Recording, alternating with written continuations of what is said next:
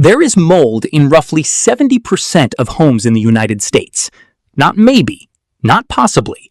In approximately 70% of homes, mold is already present, growing inside walls, spreading behind bathroom tiles, colonizing the grout in your shower, sitting under your sink, and in tens of millions of cases, being silently breathed in by families who have no idea it's there. The CDC and the Institute of Medicine have both confirmed that indoor mold exposure is directly linked to upper respiratory symptoms, chronic cough, wheeze, worsened asthma, and in vulnerable populations, infections in the lungs. Approximately 4.6 million asthma cases in the United States are estimated to be attributable to dampness and mold exposure in the home. And when people finally see mold on their walls and call a professional to deal with it, the average cost is $2,363. For severe infestations, that number climbs to $15,000 or $30,000. The global mold remediation industry is worth over $1.2 billion and growing. And not a single dollar of that industry benefits from telling you that a white powder you can buy at any grocery store for $3 has been documented by EPA research to completely inhibit mold growth. And unlike bleach, it actually prevents it from coming back. The powder is borax, sodium tetraborate, a naturally occurring mineral salt that has been used as a household cleaner and laundry booster for well over a century. You've probably seen the bright yellow box, 20 Mule Team Borax, on the laundry aisle your entire life without ever knowing what it was actually capable of.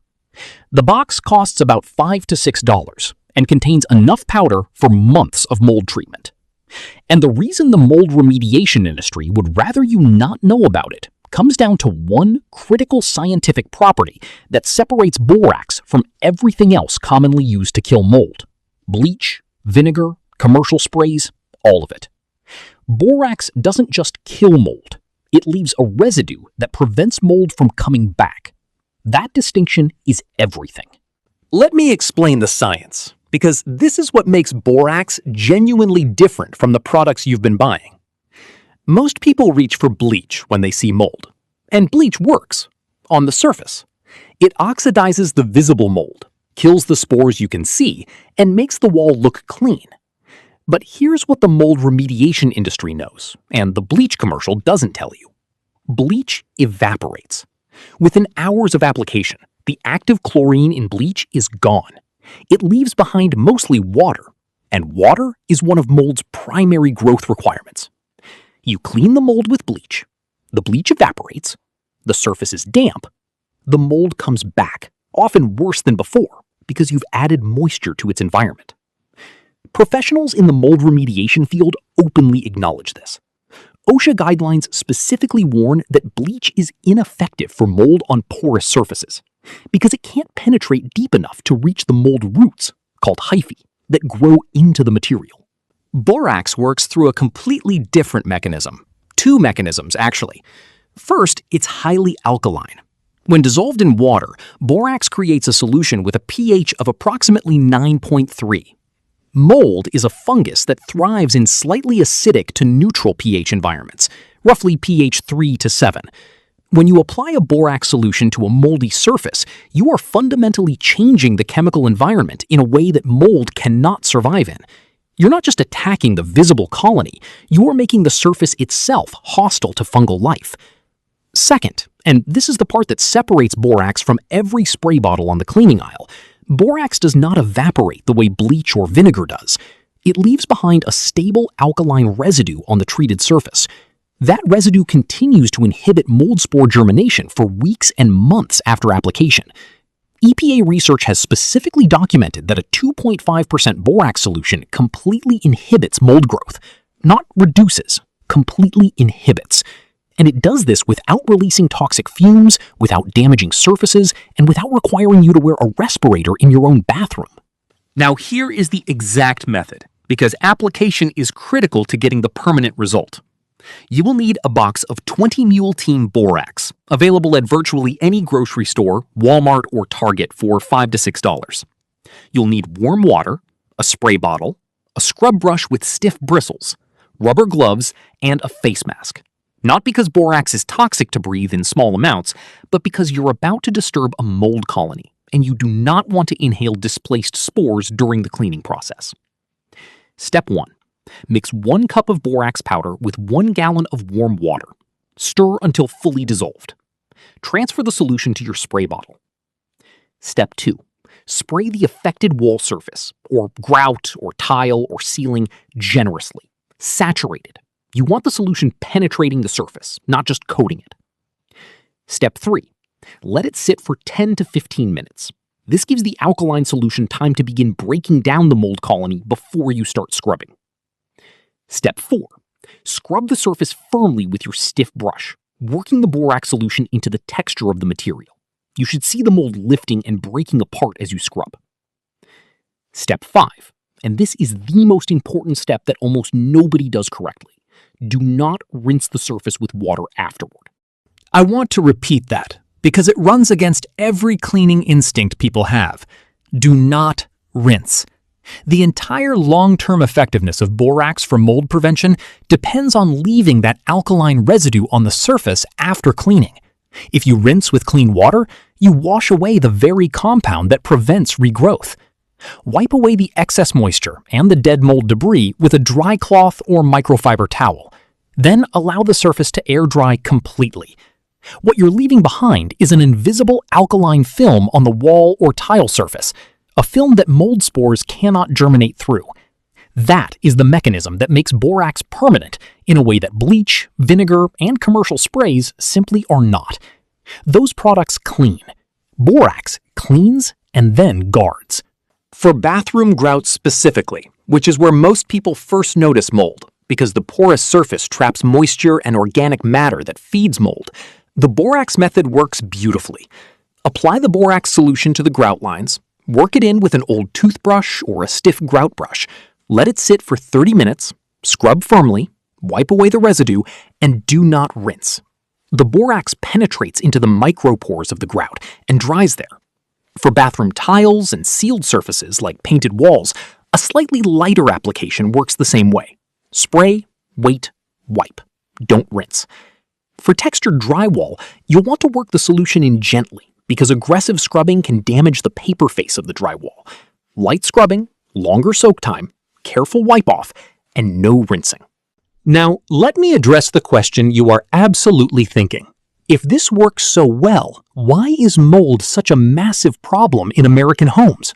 Why is there a $1.2 billion remediation industry if a $5 box of borax can handle the job? The answer is honest and it's important. There are 2 categories of mold problem. The first is surface mold, the kind that grows on walls, grout, tiles, ceilings, and window frames in response to condensation, humidity, or minor moisture. This is the mold most people see. This is the mold that borax handles completely. The second category is structural mold, mold that has penetrated deep into drywall, subfloor, insulation, and wall cavities because of a water leak, a flood, or years of unresolved moisture intrusion. This is when drywall has to be cut out, when insulation has to be removed, when professional remediation is genuinely necessary. Borax cannot reach mold that has grown 3 inches deep into the structure of a wall. No surface application can. The distinction matters, and the honest answer is that most of the mold most people are dealing with in their daily lives is the first category, surface mold, preventable, treatable, and fully addressable with borax. Here's where the industry angle gets particularly interesting. The mold remediation industry is a service industry. Companies like ServPro, PuroClean, AdvantaClean, and hundreds of local contractors who charge by the square foot to remove mold. And there is absolutely a legitimate need for professional remediation in serious structural cases. But the industry also benefits enormously from the culture of fear around mold. The perception that any mold on any surface requires a professional with special equipment and chemical treatments. That culture of fear is built and sustained partly by the marketing of professional mold removal companies, partly by the construction materials industry's use of drywall, a product significantly more susceptible to mold than older building materials, and partly by the cleaning products industry, which sells you spray bottles full of compounds that clean the surface but guarantee mold returns within weeks because they leave no residue to prevent regrowth.